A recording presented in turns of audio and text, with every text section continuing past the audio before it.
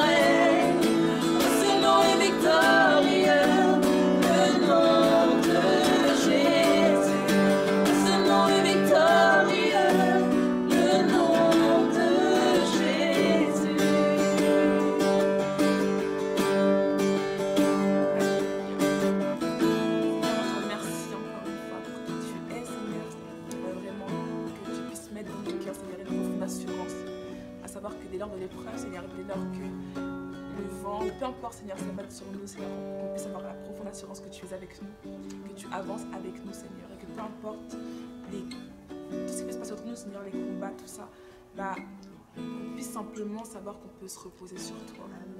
Et qu'on n'est pas obligé de prendre tous ces fardeaux, Seigneur, et puis d'avancer avec. Tu dis dans ta parole que venez à moi, vous tous qui êtes fatigués, mais je vous donnerai du repos. Et on prie, Seigneur, que tu puisses vraiment nous amener dans ce repos dont tu parles dans ta parole, Seigneur. Un repos que le monde ne peut nous donner, Seigneur, mais qui se trouve en toi. Yes. Alléluia. Alléluia, Seigneur. Merci, Jésus.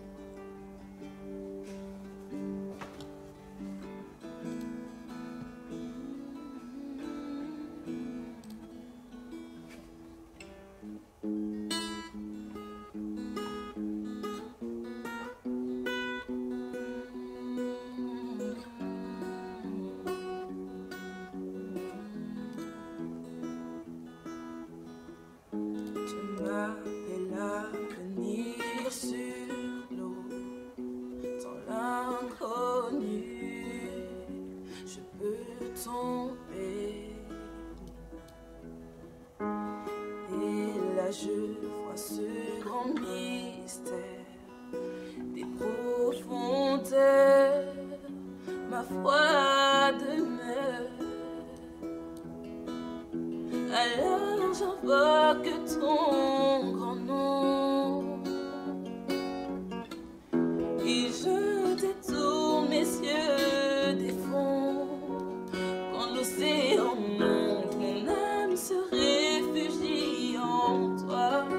Je suis à toi, tu es à moi.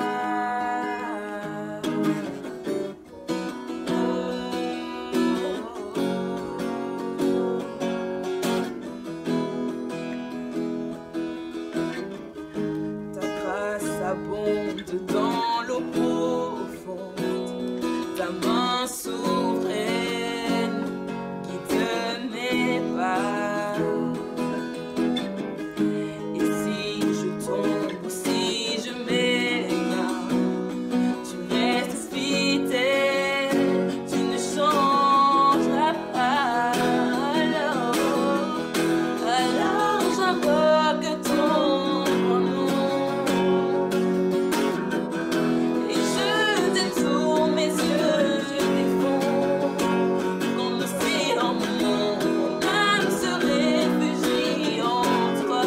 Je suis à toi, tu es à moi.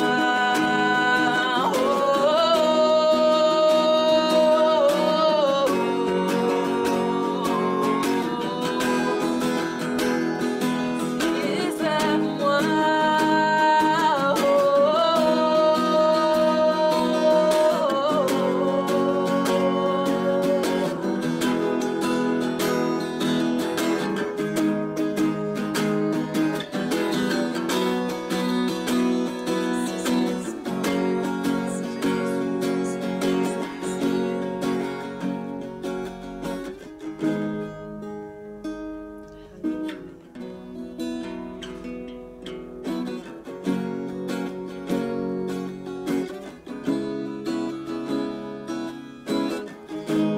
Esprit Saint, conduis mes pas quand je m'égare. Laisse-moi marcher sur les eaux et te suivre là où tu m'appelles. Conduis-moi dans les profondeurs de ton cœur. Ma foi sera plus forte dans la présence de mon Sauveur. Esprit Saint, conduis mes pas quand je m'égare. Laisse-moi marcher sur les eaux et te suivre là où tu m'appelles.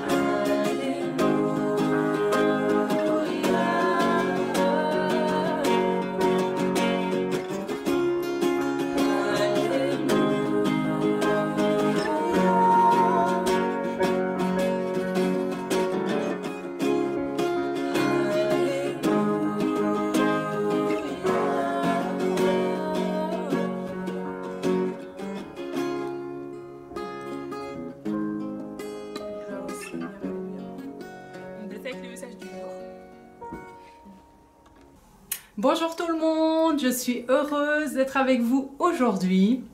Et le thème de ce mois, c'est « Tu es appelé, de grandes choses t'attendent ».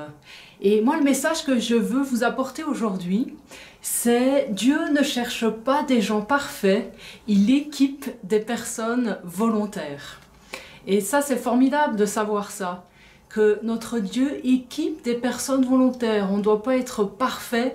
Et notre Dieu veut nous utiliser comme nous sommes là aujourd'hui et aussi bien sûr nous transformer et il faut bien sûr vouloir se laisser changer par lui pour être meilleur davantage chaque jour. Et il s'agit en fait de voir que ce qui n'est pas, c'est-à-dire qu'on ne prend pas quelqu'un parce qu'il est prêt, mais quelqu'un qui a l'appel, qui a le caractère, qui a le potentiel. Et c'est vrai que le pasteur Luc avait partagé ce passage lors de son dernier message. C'était dans Éphésiens 2, verset 10. On va lire juste à partir du verset 8. « Car c'est par la grâce que vous êtes sauvés par le moyen de la foi. Et cela ne vient pas de vous, c'est le don de Dieu. Ce n'est point par les œuvres afin que personne ne se glorifie. » Car nous sommes son ouvrage ayant été créés en Jésus-Christ pour de bonnes œuvres que Dieu a préparées d'avance afin que nous les pratiquions. Dieu a préparé d'avance des choses pour chacun d'entre nous afin que nous les pratiquions. Et ça, c'est extraordinaire de se dire que avant notre naissance déjà, Dieu avait préparé des choses pour nous. Et c'est vrai que nous sommes son ouvrage, nous sommes créés par lui et ça c'est important de le comprendre, de le savoir et d'en être tellement réjoui, tellement heureux parce que c'est quand même merveilleux de se dire « Waouh, je suis une créature merveilleuse que Dieu a créée et je veux être digne de ça, je veux grandir, je veux me laisser transformer par lui pour en être digne. » Et c'est vrai qu'on voit dans nos vies que de nos choix découle la bénédiction et de nos choix découle la vie. Et il y a ce passage dans Deutéronome 30 à partir du verset 19 et 20 qui dit « J'ai mis devant toi la vie et la mort, la bénédiction et la malédiction, pardon. Choisis la vie afin que tu vives, toi et ta postérité. » Pour aimer l'Éternel ton Dieu, pour obéir à sa voix et pour t'attacher à lui. Car de cela dépendent ta vie et la prolongation de tes jours. Et c'est ainsi que tu pourras demeurer dans le pays que l'Éternel a juré de donner à tes pères, Abraham, Isaac et Jacob. On voit que c'est un passage de l'Ancien Testament, mais il est toujours actuel pour nous aujourd'hui. C'est vrai que le Seigneur met devant nous la vie et la mort, et de nos choix vont découler des bénédictions. Et Dieu cherche la foi et il répond à la foi. Et nos critères, nos envies humaines sont souvent différentes de ce que Dieu a prévu pour nous. Mais lorsqu'on lui appartient et qu'on se laisse transformer par lui, on laisse le Saint-Esprit agir dans nos pensées, dans nos cœurs, dans nos émotions. Et c'est vrai qu'il vient nous parler, il vient nous conseiller, il vient nous encourager, il vient aussi nous reprendre parfois. Quelle joie de savoir que nous sommes dans les plans et dans la volonté de Dieu. Et même dans les épreuves, dans les défis qui nous semblent impossibles, la Trinité est là pour nous porter. Elle est là pour combattre avec nous, elle est toujours là avec nous. Ne doutez jamais de cela. Dans les épreuves, la Trinité, le Père, le Fils et le Saint-Esprit est toujours là pour combattre avec vous. Et moi, personnellement, toutes les choses que j'ai pu accomplir jusqu'à aujourd'hui, c'est parce que notre Dieu était là avec moi. Et là, je parle bien sûr du Dieu de la Bible. Et c'est vrai que il est vraiment merveilleux et je vois les miracles qu'il a accomplis dans ma vie, qu'il continue d'accomplir et surtout aussi les miracles qu'il accomplit dans la vie des autres, c'est extraordinaire. Et c'est vrai que nous sommes tous différents et nous devons être indulgents, remplis de patience, de persévérance avec les autres. Car ils font, comme on dit, comme cette expression qui dit, ils font leur bonhomme de chemin avec notre Dieu. Et chacun, on a notre chemin qui est différent, avec notre parcours de vie, avec notre caractère, notre éducation, notre niveau de foi. Et il faut avoir cette patience et cette sagesse vis-à-vis des autres qui nous entourent. Et dans le message d'aujourd'hui, nous allons voir ce que la Bible nous enseigne et que notre Dieu, en effet, cherche des personnes volontaires. Et la Bible est pleine d'exemples d'hommes et de femmes loin d'être parfaits et que Dieu a utilisés de manière puissante. Là, nous allons prendre aujourd'hui l'exemple d'Abraham. Abraham qui veut dire père d'une multitude. Et Abraham, c'est un descendant de Sem, fils de Noé, et il est le 10e dans la lignée. On dit de lui que c'est le père fondateur du peuple d'Israël. Et premièrement, dans l'histoire d'Abraham, on peut voir que avant de servir Dieu, ses pères servaient d'autres dieux. Donc sa famille servait d'autres dieux. Mais il a obéi à l'appel. Il a eu cette foi énorme d'obéir à l'appel de Dieu.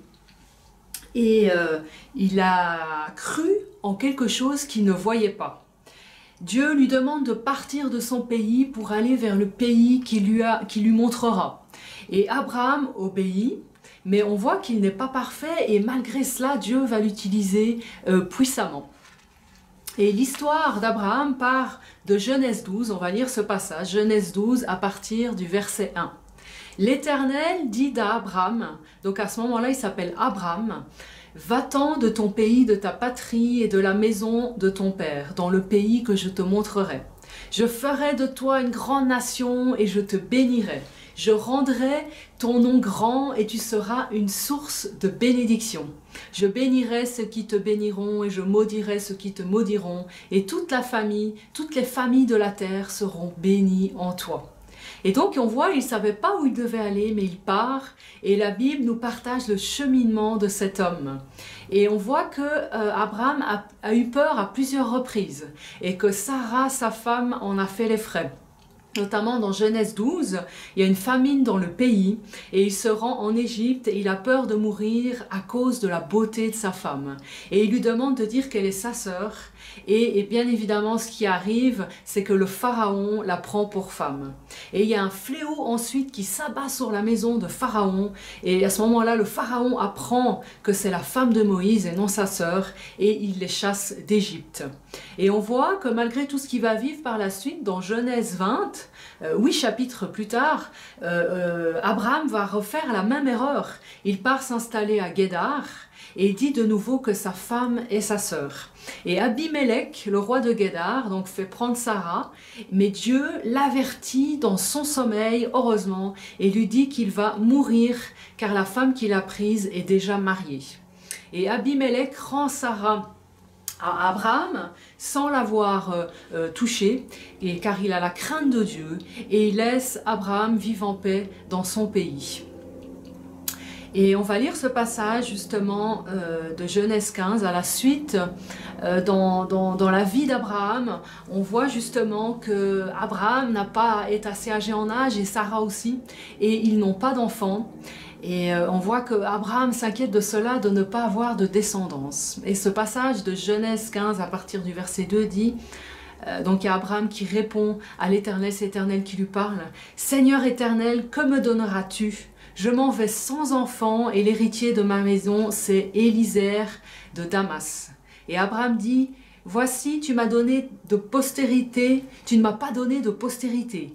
Et celui qui est né de ma maison sera mon héritier. » Alors la parole de l'Éternel lui fut adressée ainsi, « Ce n'est pas lui qui sera ton héritier, mais c'est celui qui sortira de tes entrailles qui sera ton héritier. » Et après l'avoir conduit dehors, il dit, « Regarde vers le ciel et compte les étoiles, si tu peux les compter. » Et il lui dit, « Telle sera ta postérité. » Donc, quand Abraham commence à marcher avec Dieu, aucun de ses problèmes ne sont réglés dans sa vie. Et on voit qu'Abraham a des doutes aussi. Et on peut voir dans la suite de l'histoire qu'il va avoir un enfant avec la servante de Sarah, Agar. Sarah lui demande donc de faire un enfant à sa servante pour qu'il puisse avoir une descendance. Et alors que Dieu vient de lui promettre qu'il aura une grande descendance. Donc on voit qu'Abraham a des doutes aussi. Et cela va avoir des conséquences sur sa vie de famille. On se rend compte après que ça va avoir poser des difficultés. Sarah va finalement très mal accepter que Agar ait un enfant d'Abraham et elle va même demander à Abraham à un moment donné de la chasser. Mais Dieu va bénir Agar et va aussi bénir son fils. Et donc on peut le voir quand on lit les passages de Genèse. Et donc on voit dans ce passage... quand Abraham devient Abraham, Dieu va lui donner un autre nom. À partir du verset 17, lorsqu'Abraham fut âgé de 99 ans, l'Éternel apparut à Abraham et lui dit « Je suis le Dieu Tout-Puissant, marche devant ma face et sois intègre. » Donc Dieu lui demande d'être intègre. « J'établirai mon alliance entre moi et toi et je te multiplierai à l'infini. » Abraham tomba sur sa face et Dieu lui parla en disant « Voici mon alliance que je fais avec toi. Tu deviendras père d'une multitude à l'infini. » Multitude de nations, pardon, il dit. On ne t'appellera plus Abraham, mais ton nom sera Abraham, car je te rends père d'une multitude de nations. Je te rends fécond à l'infini, je ferai de toi des nations et des rois sortiront de toi.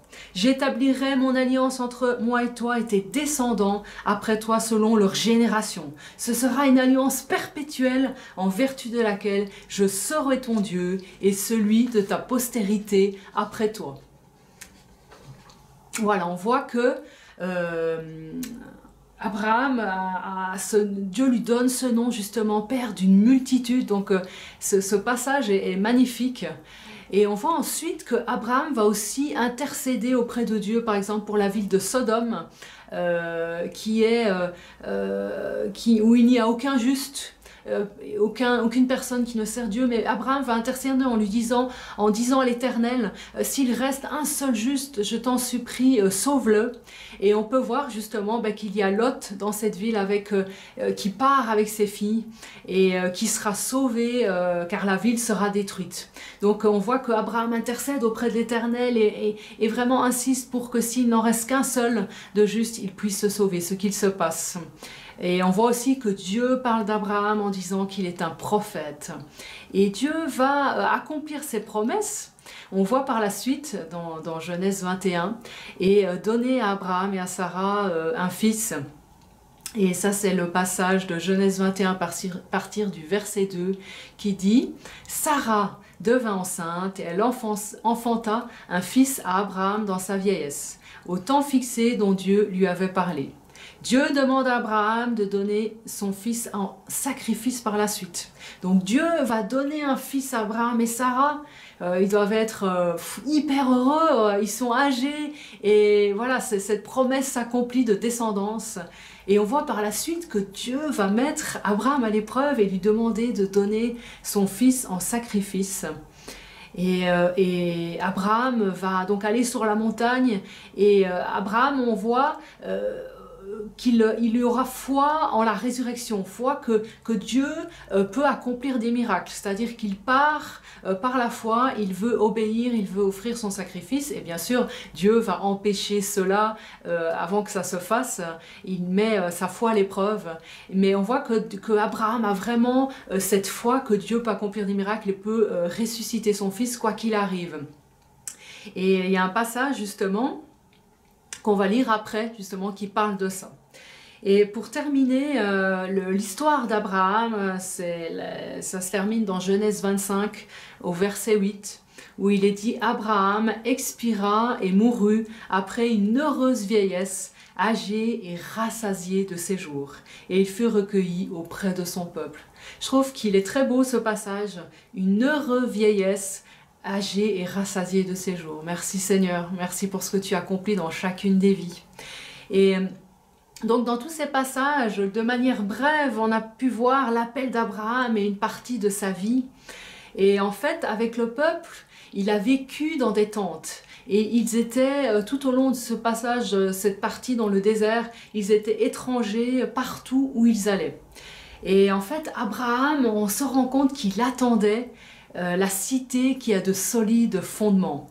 Pas celle qui est terrestre, Même si Josué a amené le peuple dans la terre promise, ce qu'il attendait, c'était la terre, la cité qui a de solides fondements.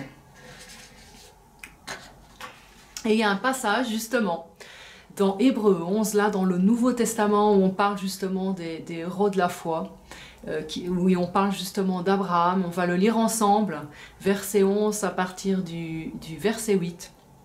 C'est par la foi qu'Abraham, lors de sa vocation, obéit et partit pour un lieu qu'il allait devoir recevoir en héritage, et qu'il partit sans savoir où il allait. C'est par la foi qu'il vient s'établir dans la terre promise, comme dans une terre étrangère, habitant sous des tentes ainsi qu'Isaac et Jacob, les co-héritiers de la même promesse. Car il attendait la cité qui a de solides fondements, celle dont Dieu est l'architecte et le constructeur. C'est par la foi que Sarah elle-même, malgré son âge avancé, fut rendue capable d'avoir une postérité, parce qu'elle crut à la fidélité de celui qui avait fait la promesse. C'est pourquoi, d'un seul homme déjà usé de corps, natit une postérité nombreuse, comme les étoiles du ciel, comme le sable qui est sur le bord de la mer et qu'on ne peut compter. C'est dans la foi qu'ils sont tous morts, sans avoir obtenu les choses promises. Mais ils les ont vus et salués de loin, reconnaissant qu'ils étaient étrangers et voyageurs sur la terre. Ceux qui parlaient ainsi montrent qu'ils cherchent une patrie. S'ils avaient eu en vue celle d'où ils étaient sortis, ils auraient eu le temps d'y retourner. Mais maintenant, ils en désirent une meilleure, c'est-à-dire une céleste. C'est pourquoi Dieu n'a pas honte d'être appelé leur Dieu, car il leur a préparé une cité céleste. Et Abraham et ses descendants, donc on le voit, étaient étrangers même dans la terre promise. Et ce qui était important, c'était pas la descendance physique, les éléments physiques, mais l'accomplissement spirituel. La vraie postérité d'Abraham, c'est le Christ et c'est tous les croyants. Les descendants d'Abraham vont hériter du pays, mais ce n'était pas le vrai héritage. Abraham a persévéré avec espérance par la foi de ce que Dieu lui avait promis. Et c'est vrai qu'on voit que la foi éveille la conscience, la rend sensible, elle aiguise la conscience, elle rend l'homme conscient de ce qu'il est, de son environnement, et elle permet à l'homme de comprendre le monde dans lequel il vit. Elle permet à la raison de fonctionner. Elle permet aussi de supporter la misère de cette vie, et en particulier que nous sommes des croyants dans une terre étrangère. Et si nous étions étrangers et que nous ne connaissions pas Dieu, lorsque Dieu nous appelle, nous sortons de notre ancienne vie, comme Abraham a fait. On vit par la foi, on se sépare, on décide de se séparer de tout ce qui nous empêche de rentrer dans notre appel. Ça, c'est important, de se laisser transformer par Dieu. Et nous sommes comme Abraham, des étrangers et voyageurs sur cette terre.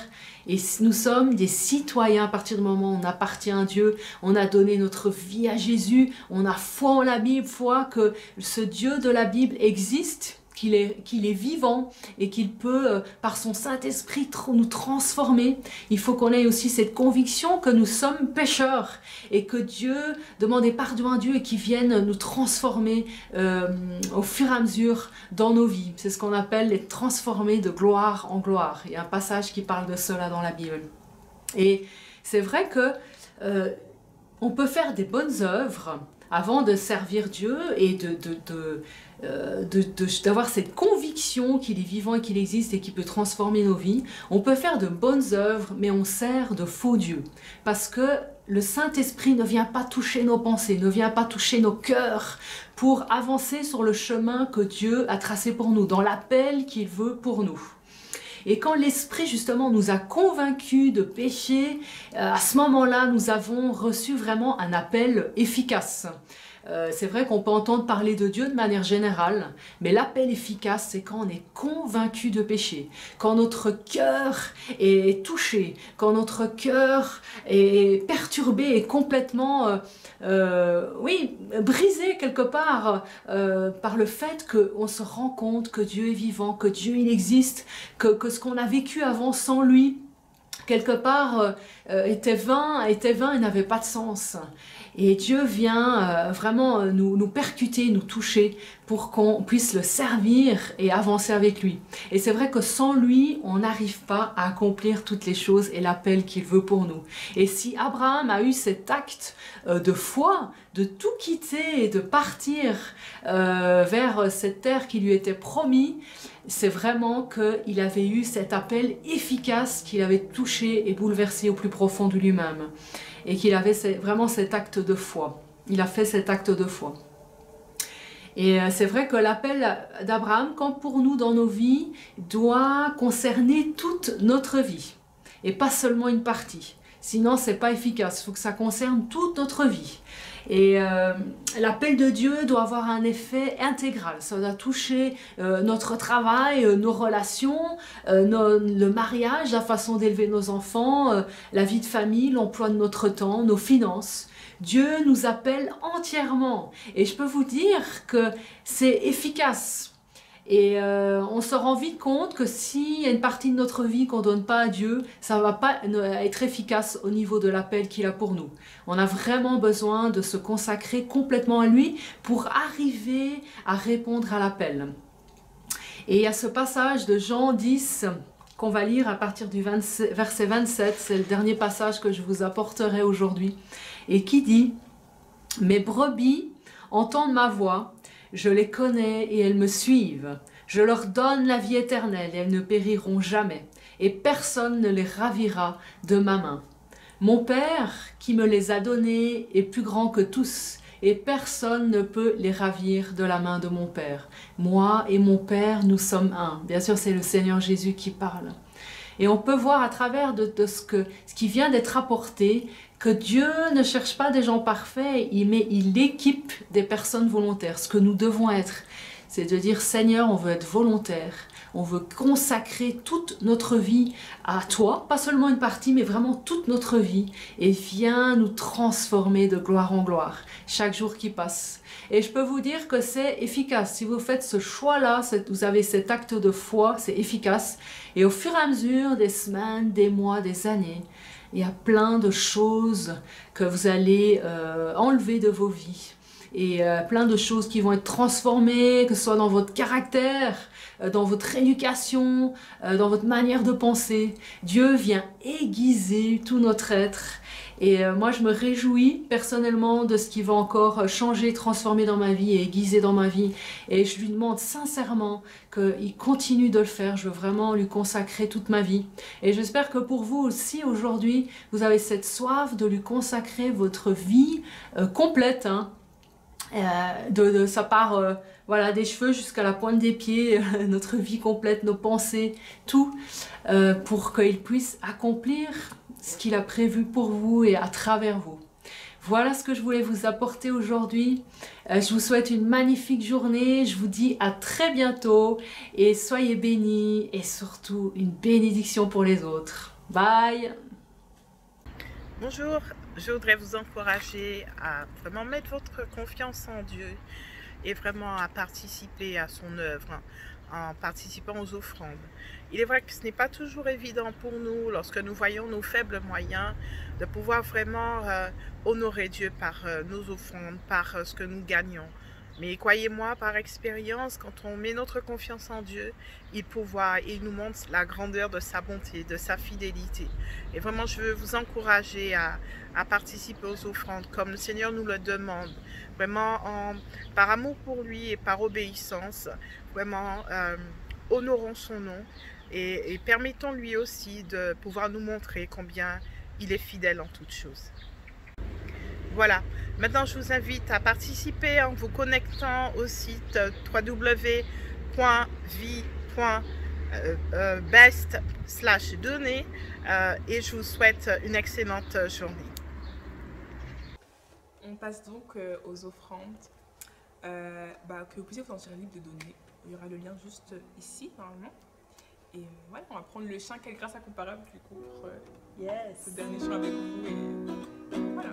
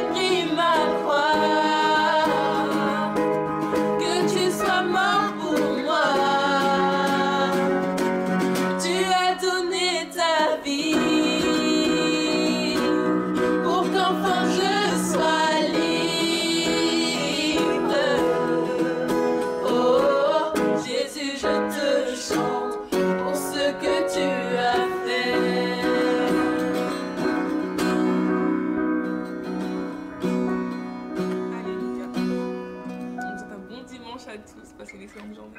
Amen. Soyez bénis. Voilà la fin de notre célébration. Merci, Pasteur Claire, pour cet excellent message. C'est bon de se souvenir que Dieu ne cherche pas les gens parfaits. Ça me soulage tellement quand je regarde ma vie de savoir que Dieu ne cherche pas des gens qui sont selon un standard parfait, mais il cherche des hommes, des femmes, des jeunes et des enfants comme toi et comme moi qui sont prêts à mettre nos vies entre ses mains pour être équipés, pour recevoir ce qui est nécessaire, pour que son règne vienne, que sa gloire soit manifeste. C'est une telle espérance. Est-ce qu'ensemble, toi, moi, on est d'accord de dire à Dieu, Seigneur, me voici, envoie-moi. Je suis à ta disposition pour être la femme, pour être l'homme de Dieu que tu as choisi que je sois. Saint-Esprit, merci de ce que tu me remplis, merci de ce que tu m'équipes pour faire la différence, pour écrire l'histoire. J'aimerais rappeler que on a notre programme de semaine comme d'habitude.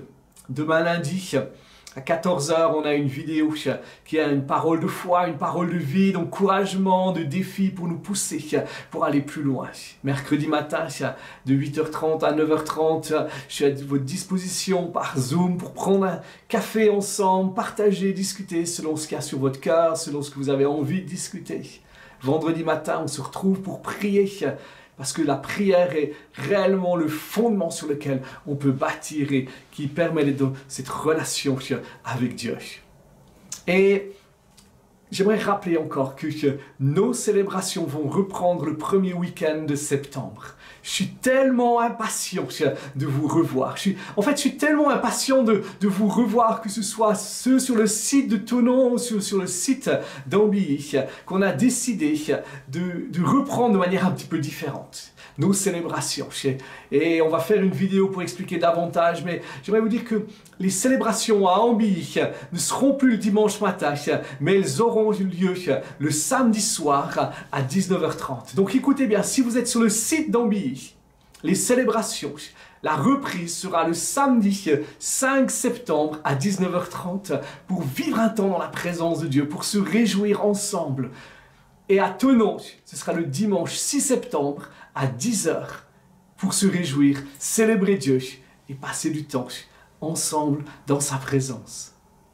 Bonne journée, soyez bénis richement et à très bientôt.